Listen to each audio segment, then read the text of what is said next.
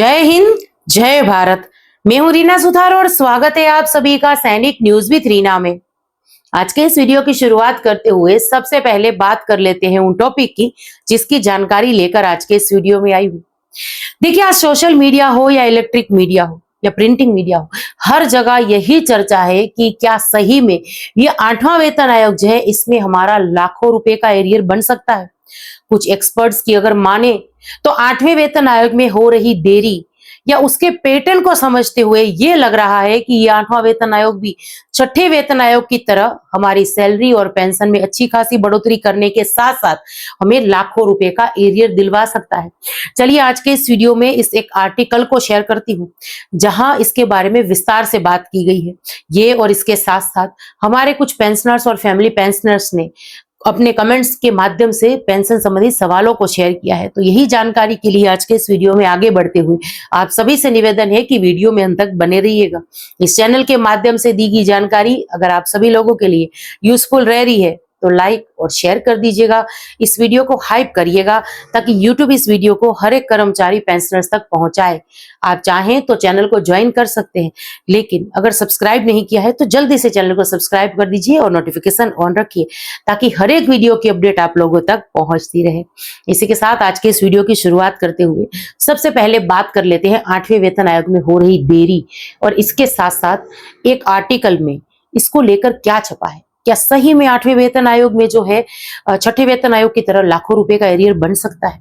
एक कैलकुलेशन के माध्यम से मैं ये भी समझाऊंगी कि कम से कम देखो एक 5 लाख के एरियर की बात हो रही है, जिनकी अभी सैलरी की अगर बात करूं तो सैलरी की बेसिक 18,000 रुपए है जो मिनिमम है। उन ऐसे कर्मचारी को 5 लाख तक का एरियर जो है इस 8वें वेतन आयोग में मिल सकता है। तो ये कैसे संभव है, चलिए इसके बारे में बात करते हैं। 30 महीने का एरियर लगभग पक्का है 8वें वेतन आयोग में। 6ठे वेतन आयोग जैसा पैटर्न देरी के पीछे छिपा है बड़ा फायदा, इसको समझना बेहद ही जरूरी है। देखिए यहाँ ये बड़ी अपडेट जो निकल कर आ रही है 8वें वेतन आयोग को लेकर, तो इसमें ये कहा है कि देखिए 8वें वेतन आयोग को लेकर सबसे बड़ा डर यही है कि इतनी देरी क्यों हो रही है। लेकिन अगर आप इसे इतिहास को देखें तो यही देरी कई बार सबसे बड़ा फायदा भी बन जाती है, क्योंकि कहानी सिर्फ सैलरी बढ़ने की नहीं है, असली खेल है एरियर का। और यही पर 6ठे वेतन आयोग का पैटर्न आज के हालात से काफी मिलता जुलता जो है वो लग रहा है। तो चलिए अब ये देखते हैं कि ये 6ठा वेतन आयोग जो था वो 8वें वेतन आयोग से कैसे मिलता जुलता है। इसके लिए हमें जानना चाहिए 6ठे वेतन आयोग को। देखिए 6ठा वेतन आयोग लागू होना था 1 जनवरी 2006 में। अब इसका गठन भी देर से हुआ था, जैसे 8वें वेतन आयोग का गठन देर से हुआ वैसे ही 6ठे वेतन आयोग का गठन भी देर से हुआ था, यानी जुलाई 2006 में। रिपोर्ट आई मार्च 2008 में, यानी तकरीबन 2 साल लेट। मंजूरी मिली अगस्त 2008 में। इसके बाद जो है इसको 2.5 साल की जो है इसमें देरी हुई थी, यानी 6ठे वेतन आयोग को जब लागू होना था उस दिन से जब ये आया और लागू हुआ उसमें तकरीबन 2.5 साल का वक्त लग गया था। अब सरकार ने इसे लेकिन 2006 से ही लागू माना। इसका नतीजा क्या हुआ, कर्मचारियों को लगभग 32 महीने का एरियर मिला और यही वो पॉइंट है जो आज सबसे ज्यादा महत्वपूर्ण है। और इसीलिए कहा जा रहा है कि 8वें वेतन आयोग का पैटर्न देखते हुए कि देखिए जो इसके गठन की घोषणा लेट हुई है, इसका कामकाज धीमे हो रहा है, इसको लागू करने में अभी समय लग सकता है। तो ऐसे में कहीं 6ठे वेतन आयोग की तरह ही 8वां वेतन आयोग भी करोड़ों कर्मचारी और पेंशनर्स के लिए ये बड़ी खुशखबरी लेकर आ सकता है। आगे देखिए वर्तमान की अगर स्थिति देखें तो लागू होना है 8वें वेतन आयोग को 1 जनवरी 2000, लेकिन संकेत क्या कहते हैं, प्रक्रिया धीमी है, रिपोर्ट में समय लगेगा और लागू होने में देरी संभव है। अब देरी के पीछे की असली वजह की अगर बात करें 8वें वेतन आयोग में ये देरी क्यों हो रही है, अगर इसकी बात करें तो देखिए ये सिर्फ देरी नहीं बल्कि प्रक्रिया है। आर्थिक दबाव, लाखों करोड़ों रुपए का आर्थिक दबाव पड़ेगा केंद्र सरकार पर। दूसरा कारण है लंबी प्रक्रिया, डेटा, रिपोर्ट, मंजूरी, ये सब भी बातें ध्यान में रखनी है तभी तो ये सिफारिशें तैयार की जाएगी। इसके बाद टाइमिंग, देखिए बड़े फैसले अक्सर सरकार जो है सही समय पर लागू करती है, यानी चुनाव वगैरह को देखते हुए भी हो सकता है कि जो केंद्र सरकार इन बातों को भी ध्यान में रखे। अब इसके बाद देखिए 7वें वेतन आयोग का ढांचा जारी रह सकता है, यानी 8वें वेतन आयोग में क्या बदलाव हो सकते हैं। सबसे पहला तो देखिए वैसा ही होगा जैसे कि 7वें वेतन आयोग में हुआ था, यानी उसी हिसाब से हमारा हमारी सैलरी या पेंशन या अलाउंसेस में बढ़ोतरी होगी। यानी 7वें वेतन आयोग का जो ढांचा है वो जारी रह सकता है या कुछ बदलाव भी हो सकते हैं। कैसे बदलाव हो सकते हैं? अब देखिए, नया फिटमेंट फैक्टर लागू हो सकता है, नया न्यूनतम वेतन हो सकता है और इसके साथ साथ पे लेवल मर्जिंग, जिसकी ज्यादा से ज्यादा मांग जो है केंद्र सरकार के जो कर्मचारी यूनियन से वो कर रहे हैं। इसके साथ देखिए, छठे वेतन आयोग से इस 8वें वेतन आयोग का पैटर्न कैसे मिल रहा है वो थोड़ा देख लेते हैं। छठे वेतन आयोग के लागू होने की तारीख थी 2006, वहीं पर 8वें वेतन आयोग की 2026।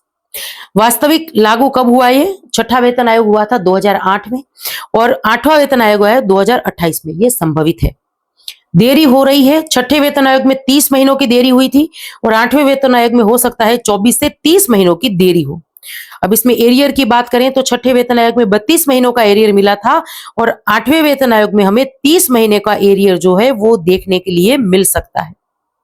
तो इसीलिए मैंने कहा कि देखिए, कहीं ना कहीं छठे वेतन आयोग से 8वें वेतन आयोग का ये पैटर्न काफी मिल रहा है और हो सकता है कि ये देरी की वजह से जो हमें अच्छा खासा एरियर मिलेगा, और जिसी की बात इस आर्टिकल में भी कही गई है। अब ये एरियर कैसे बन रहा है हम ये देख लेते हैं। देखिए, अगर हम ज्यादा भी फिटमेंट फैक्टर ना भी लें तो भी देखिए 1.92 ये सबसे सटीक आंकड़ा है फिटमेंट फैक्टर का। अभी तक जो महंगाई भत्तों में बढ़ोतरी हुई है उसको देखते हुए फिटमेंट फैक्टर 1.92 या ज्यादा से ज्यादा 2 पॉइंट रह सकता है, उससे ज्यादा नहीं रह सकता। हालांकि मांग तो यहाँ 3 पॉइंट से भी ज्यादा की हो रही है, लेकिन इतना संभव नहीं है, तो हम 1.92 ही मानकर चल रहे हैं। अब देखिए, बेसिक यहाँ जो मिनिमम सैलरी जिनकी है उनकी बेसिक 18,000 रुपए है।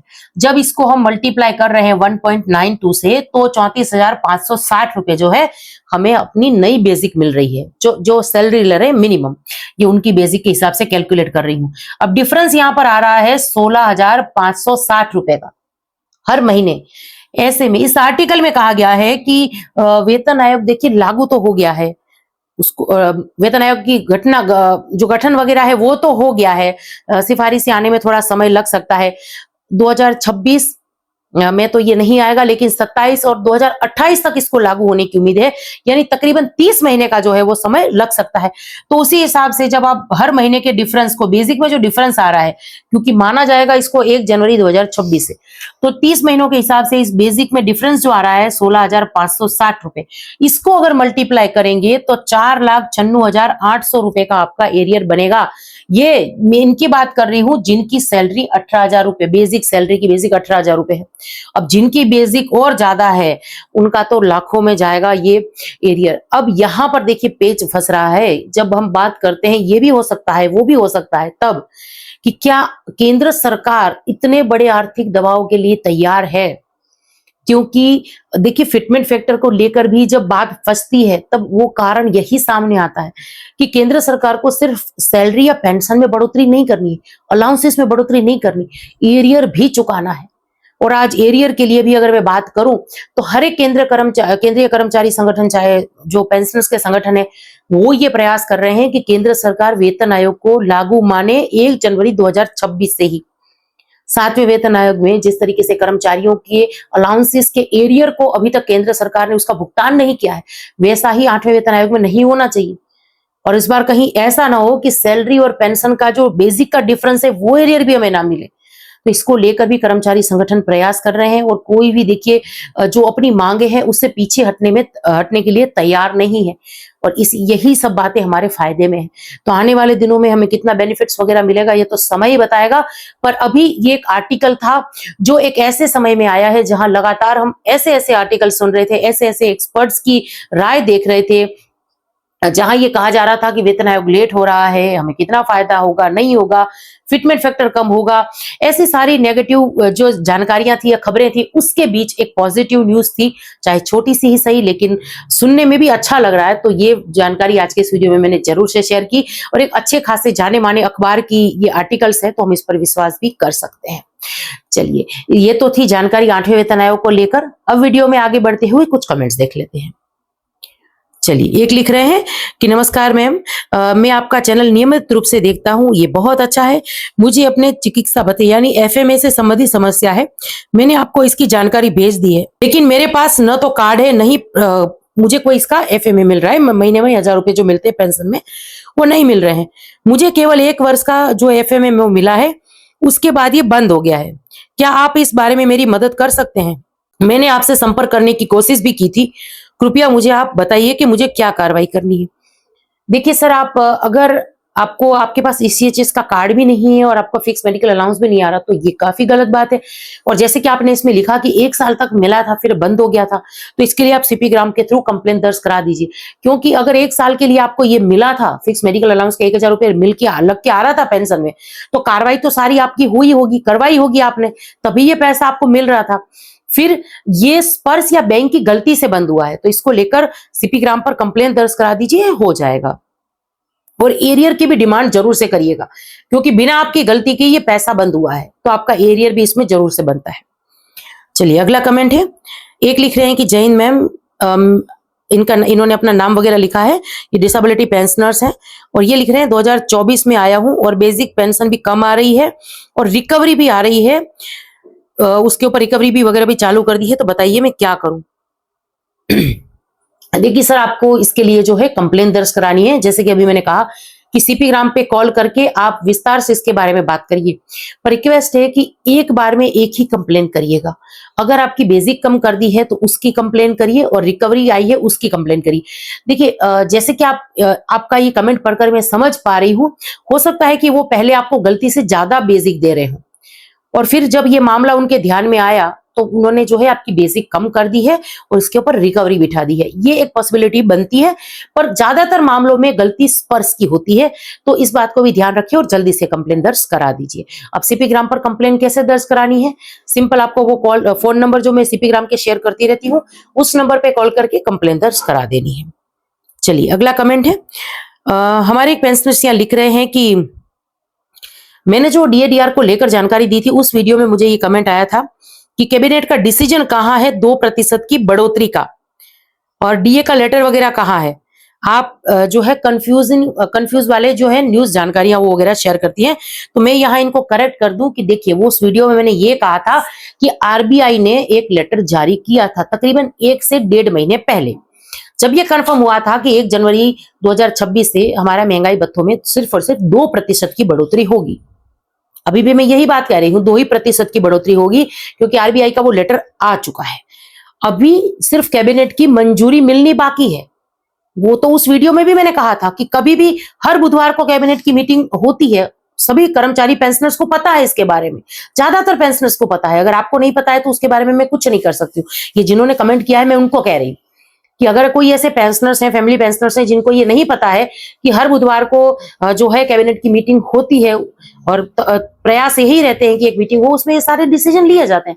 अगर अभी तक जितनी भी कैबिनेट मीटिंग हुई उसमें अगर डीए का फैसला नहीं लिया गया, तो उसके लिए हम कुछ भी नहीं कह सकते। उम्मीद करती हूँ कि 15 अप्रैल से पहले पहले जो कैबिनेट की मीटिंग होने वाली है, उसमें ये डिसीजन जरूर से आएगा। 2 मिनट लगी, डिसीजन ले लिया जाएगा, फिर लेटर्स वगैरह आएंगे, पीआईबी की रिपोर्ट वगैरह आएगी, और ये इसका एरियर वगैरह का भुगतान जो है वो हो जाएगा। इसमें कोई बड़ी बात नहीं है, लेकिन 2% की बढ़ोतरी हुई है, ये बिल्कुल सही बात है, और इतनी ही बढ़ोतरी हुई है। अगर आपने किसी और चैनल में 4 या 5% की बढ़ोतरी के बारे में सुना है, तो उस चैनल से पूछिए, उनसे सवाल करिए। चलिए सबसे आखिर में ये कमेंट देख लेते हैं। एक लिख रहे हैं कि नमस्ते मैम, मैंने डीएससी में 17 साल से ज्यादा और 18 साल से कम नौकरी की है। मेरे को सिपाही की पेंशन मिल रही है, जबकि आर्मी से रिटायर होने के बाद उन्होंने डीएससी में 16 साल सर्विस की, उन्हें नायक की पेंशन मिल रही है। ये मेरी समझ में नहीं आ रहा है। सर, आप अगर किसी ऐसे पेंशनर्स के साथ अपनी पेंशन की तुलना कर रहे हैं जो आर्मी से रिटायर होकर आया है, 16 साल की सर्विस की है, अब ये सारी अगर आपको जानकारी चाहिए तो मुझे डिटेल दीजिए। सबसे पहली बात कि आर्मी की और डीएससी की पेंशन में अंतर होता है, एमएससीपी के रूल्स में भी फर्क है। वो 16 साल आर्मी से कोई रिटायर होकर आया है, 16 साल करके आया है, नायक की पेंशन ले रहा है, तो हो सकता है कि उनको प्रमोशन मिला हो या एसीपी या एमएससीपी मिली हो, इस वजह से उनको बढ़ी हुई रैंक की पेंशन मिल रही है। और डीएससी में अगर एमएससीपी चाहिए, एसीपी तो लागू ही नहीं है, अगर एमएससीपी चाहिए तो 2016 में यानी 7वें वेतन आयोग में सर्विस में होने चाहिए थे, तभी जो है एमएससीपी का लाभ मिलेगा। तो ये कुछ रूल्स एंड रेगुलेशन होते हैं जिसकी वजह से पेंशन में डिफरेंस हो सकता है। अगर अभी भी आपको ये बात समझ में नहीं आ रही है, सही नहीं लग रही, तो आप मुझे दोबारा कमेंट्स करिए, और डिटेल में बात करिए कि आप किस पेंशनर्स के बारे में बात कर रहे हैं, पेंशन में कितना डिफरेंस वगैरह है, तो उसके मैं जरूर से गाइड करूंगी। और आज तक के लिए यही जानकारी थी जिसको लेकर आई थी। अब ये जानकारी आप सब लोगों को कैसे लगी कमेंट्स के माध्यम से जरूर से शेयर करिएगा। इसी के साथ आज के इस वीडियो से विदा लेती हूँ। जय हिंद।